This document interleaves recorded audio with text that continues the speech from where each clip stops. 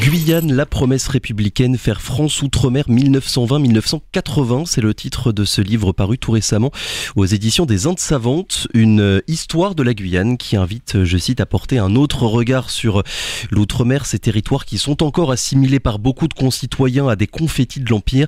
Pour en parler, son auteur est avec nous ce matin. Bonjour, Edens Maurice. Bonjour Victor Zamit et merci beaucoup de m'avoir invité. Et merci à vous d'avoir accepté notre invitation. Vous êtes agrégé en histoire, enseignant à Sciences Po et chercheur associé au Centre de recherche sur les mondes amérindiens. Comment est-ce que vous en êtes venu, et on va commencer par là, comment est-ce que vous en êtes venu, Edens Maurice, à vous intéresser à cette question, la Guyane, l'histoire de la Guyane ? Ça fait déjà une quinzaine d'années que je travaille sur la Guyane et s'il faut situer un déclic, un point de départ, je dirais que c'est une expérience d'enseignement au lycée Félix Éboué, le lycée historique du territoire.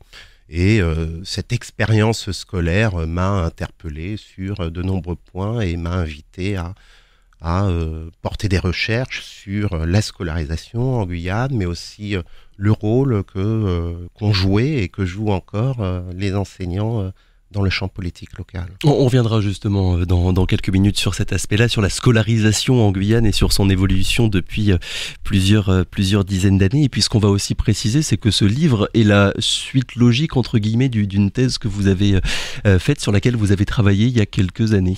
Oui, c'est absolument la version remaniée d'une thèse qui a été soutenue en 2018, donc une version condensée et une version un peu plus libre qui est censée intéresser le grand public, puisque elle s'écarte en quelque sorte des grilles d'écriture très académiques pour pouvoir parler plus facilement de questions qui me semblent majeures dans la compréhension de la Guyane. Il dit quoi finalement ce titre que vous avez choisi, Guyane, la promesse républicaine, faire France Outre-mer? Il dit quoi de ce que vous avez pu mettre en avant et de ce que vous voulez mettre en avant? Alors ce titre, vous avez raison, il a une intention,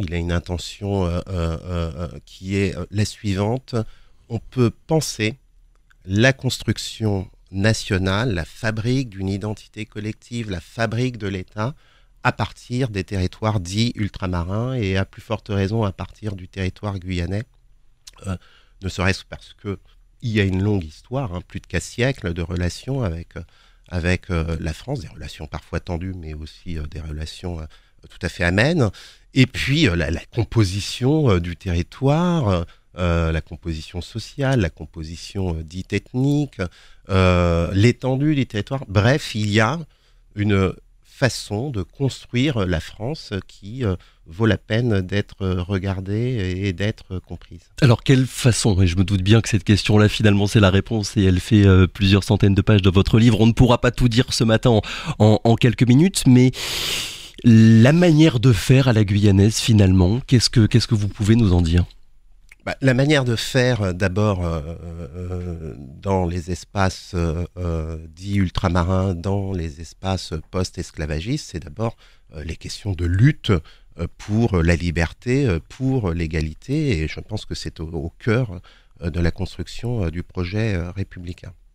Ensuite, la manière de faire guyanaise, encore une fois, je suis obligé de synthétiser, je dirais que c'est cette capacité à intégrer constamment diverses vagues d'immigration et à donner sa place à toutes les communautés qui sont présentes, des plus anciennes, les premières, les amérindiennes, aux plus récentes, celles qui arrivent liées à l'attractivité actuelle du territoire. Et elle est insuffisamment pensée, mal pensée, cette histoire-là de la Guyane?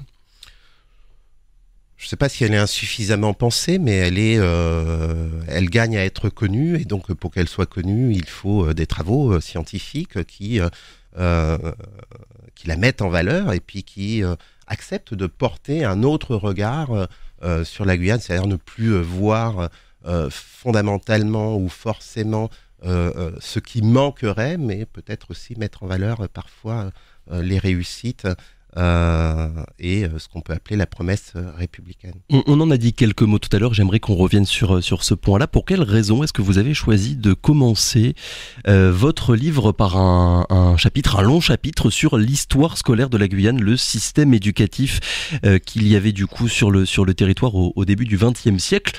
C'est assez particulier de commencer du coup un livre par cette facette-là. Est-ce que vous pourriez nous expliquer pourquoi ? Oui, absolument. Alors, je pense qu'il y a deux raisons qui se dégagent. D'abord, premièrement, parce que l'école représente bien plus qu'une machine à instruire. C'est l'institution centrale de la fabrique de l'idéal de la citoyenneté moderne. C'est aussi l'espace dans lequel se joue à la fois l'unification d'une société, mais toutes ses contradictions afférentes aux multiples rattachement identitaire, et on l'observe constamment à travers les débats qui se jouent aujourd'hui. Donc c'est un objet continu de conflit, mais c'est aussi un espace de socialisation majeure des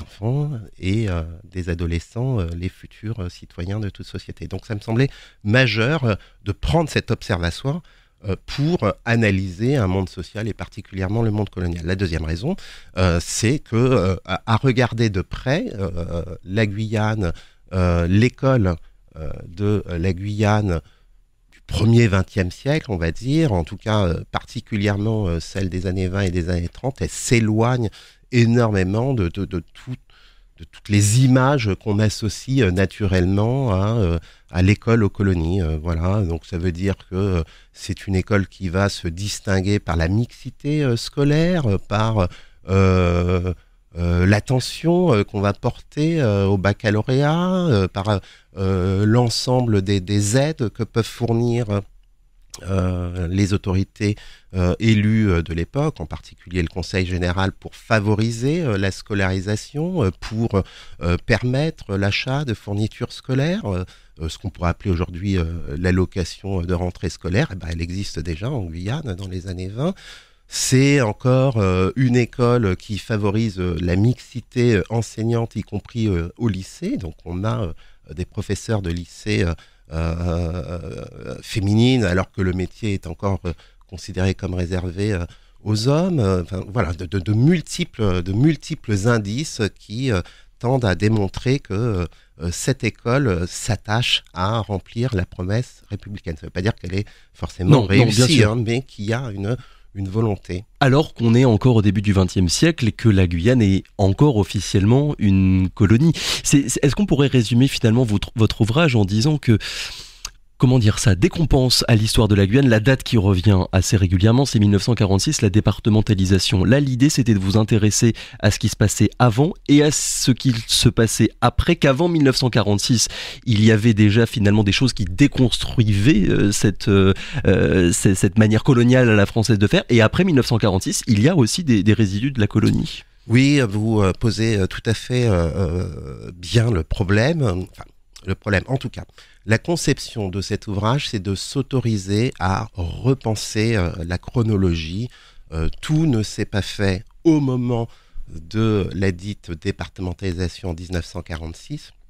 Et sous bien des aspects, la Guyane a toutes les apparences d'un département sous le régime colonial. C'est pourquoi j'ai forgé le concept de colonie-département. Et voilà. Sous bien des aspects, elle a encore les traits d'une colonie après 1946. Finalement, les dates sont un petit peu mélangées. On pourrait présenter les choses comme ça. Oui, on pourrait. Et il y a, on n'efface pas, le 4 siècles de régime colonial sous la simple volonté de rompre de manière politique un régime. 1920-1980, du coup, puisqu'on parle de découpage historique, pourquoi avoir choisi précisément ces deux dates-là et cette période précise ?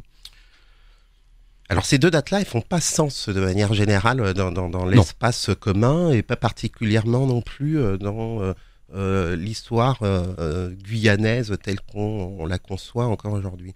Mais en même temps, elle me semblait intéressante, d'abord parce que on est au lendemain de la Première Guerre mondiale et donc pour la première fois, on a d'une certaine façon une contribution majeure de soldats guyanais qui vont se rendre sur les théâtres d'opération en Europe et qui, en retour, réclament, en tout cas, ont fait valoir la dette de sang pour obtenir des changements significatifs. Et donc, ça me semblait être un bon moment pour observer ce qu'est un régime colonial qui a la mémoire de plus de 3 siècles et demi de colonisation. Voilà, donc l'idée, c'est aussi de se dire que le régime colonial, ce n'est pas un ordre immuable. La Guyane, elle a connu de nombreux dessins, elle est ouverte sur le monde. Donc, c'était une ouverture qui me semblait tout à fait pertinente. Ça, c'est pour 1920, ça, le c'est début, pour 1980, la fin. 1980, enfin, autour, hein, vous voyez, c'est toujours pas des dates très très fixes. Il m'a semblé que le rassemblement panamérindien de 1984 était une date majeure parce qu'elle faisait entrer dans l'espace civique, dans l'espace politique, les communautés qui se réclament de l'autochtonie. Et donc, ces communautés qui, dans les années 1920, étaient considérées comme des populations primitives, retrouvaient d'une certaine façon leur place dans l'histoire. Comment est-ce que vous expliquez, Edens Maurice, que dans l'inconscient collectif, à la fois guyanais mais aussi dans celui de l'Hexagone, l'histoire de la Guyane, dès qu'on s'intéresse à l'histoire de la Guyane, on ne pense pas tout de suite au XXe siècle, on va avoir d'autres périodes historiques, je pense au bagne, je pense à l'esclavage qui vont nous arriver en tête, mais le dernier siècle, finalement, on est en 2022, on aurait pu dire que votre livre commençait il y a un petit peu plus d'un siècle, en 1920, on n'y pense pas tout de suite. Pour quelles raisons, d'après vous ? C'est une question ambitieuse. Je suis pas sûr de pouvoir vous proposer des réponses satisfaisantes. Ce que je peux vous dire, c'est que j'ai prêché pour ma paroisse. Je suis un spécialiste d'histoire contemporaine, donc 19e, 20e siècle. Et on peut dire que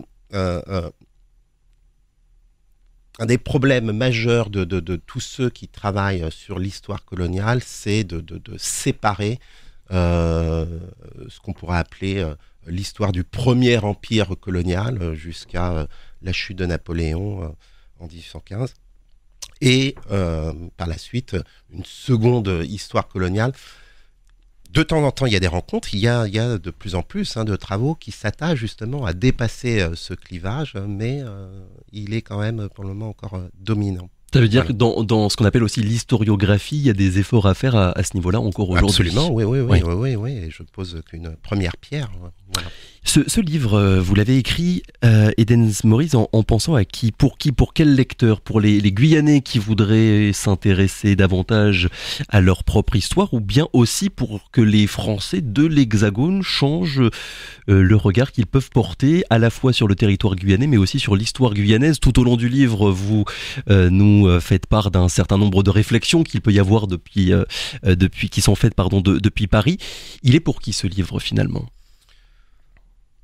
Il est pour toutes celles et ceux qui sont intéressés à mieux comprendre ce qu'est la construction de la République, la construction d'une identité nationale, bref, ce qui fait que on arrive à vivre ensemble sous un même territoire. Donc, évidemment, les Françaises et les Français, qu'ils soient de l'Hexagone ou des territoires ultramarins, mais à commencer par les Guyanais, mais aussi plus largement, et donc c'est quand même un ouvrage qui mobilise énormément de comparaisons, entre les différents territoires de l'Empire français, entre les différents empires anglais ou néerlandais, mais aussi dans l'environnement américain de la Guyane, avec les États-Unis, avec le Brésil. Bref, tous ceux qui peuvent être intéressés par la construction de ce qu'on pourrait appeler un modèle français, si tant est qu'il y ait un modèle français à faire valoir. C'est une histoire finalement de la Guyane, c'est comme ça qu'on pourrait le dire. C'est une portion de l'histoire de la Guyane qui gagne à être connue et à être discutée. C'était volontaire de votre part de faire une série de portraits. On croise beaucoup de monde dans votre ouvrage, Edens Maurice. Oui, parce que j'ai une conception de l'histoire qui prête une attention plus soutenue aux expériences individuelles. Donc, poser des grands concepts à partir du vécu des uns et des autres, autant que les sources le permettent. Mais oui, j'aime bien, pour parler un petit peu le jargon scientifique, construire une histoire qui soit par le haut et par le bas. Oui, par le haut et par le bas. Avoir finalement l'histoire avec le grand H et l'histoire quotidienne de tout le monde, de toutes celles et ceux qui la pratiquent au quotidien. Il me semble qu'on est toujours inséré dans une histoire toujours plus large, mais il n'en demeure pas moins qu'on a notre propre vécu qui permet de se situer dans cette histoire. J'aimerais rentrer dans la fabrique, on va dire, un petit peu de ce travail-là. Comment est-ce que vous avez travaillé ? Vous êtes venu beaucoup en Guyane, dans les archives territoriales, pour essayer un petit peu de mettre au jour certaines choses ? Absolument. Ouais. D'ailleurs, je remercie, c'est l'occasion de remercier tout le personnel du service des archives aujourd'hui territoriales, mais aussi un ensemble d'amis qui n'ont cessé de me soutenir et même de m'accompagner parce que je suis pas véhiculé. Donc vous imaginez les circonstances à Cayenne sans véhicule. Donc énormément d'archives, d'entretien, mais aussi des archives aux États-Unis, aux Pays-Bas, à Paris. Donc c'est vraiment une histoire qui s'attache à ouvrir la Guyane sur le monde. Dernière question, Edens Maurice, pour terminer, j'aimerais vous citer ce que vous écrivez à la toute fin de votre livre. La République ne renvoie pas en Guyane à un âge d'or qu'il conviendrait de retrouver ou de restaurer, mais à un espace social commun en permanente construction. Est-ce que vous pourriez revenir sur cette citation-là ? Oui, je peux revenir. Il me semblait elle était claire, mais elle renvoie... Non, parce que ça dit quand même quelque chose d'intéressant. Oui, ça me semble être un idéal et ça faisait quand même écho au moment où j'écrivais à une campagne présidentielle où il y a eu des positions assez extrêmes sur ce que devrait être la République, ce que devrait être la nation.